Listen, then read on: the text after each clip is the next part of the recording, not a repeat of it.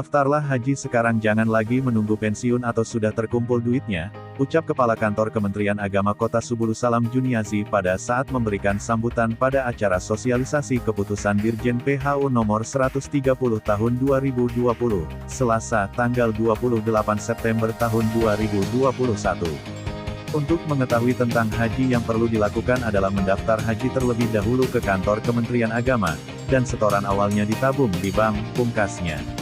Dulu, jamaah haji yang meninggal atau sakit permanen tidak bisa diganti orang lain. Dengan adanya keputusan Dirjen PHU nomor 130 tahun 2020 bisa diganti.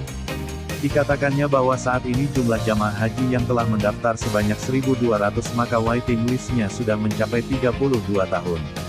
Untuk itu Juniazi menyarankan agar daftarlah haji sekarang, jangan menunggu waktu pensiun atau menunggu terkumpul dananya, cukup 25 juta sebagai setoran awal sudah bisa didaftarkan.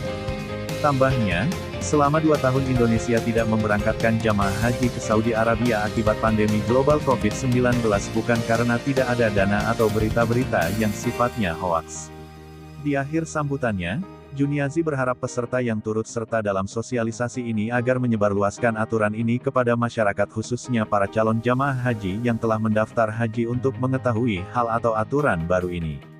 Kepala Seksi Penyelenggaraan Haji dan Umroh Jamhuri memaparkan di hadapan peserta berkaitan dengan keputusan Direktur Jenderal Penyelenggaraan Haji dan Umroh nomor 130 tahun 2020 tentang petunjuk pelaksanaan pelimpahan nomor porsi jemaah haji meninggal dunia atau sakit permanen, juga dilakukan diskusi.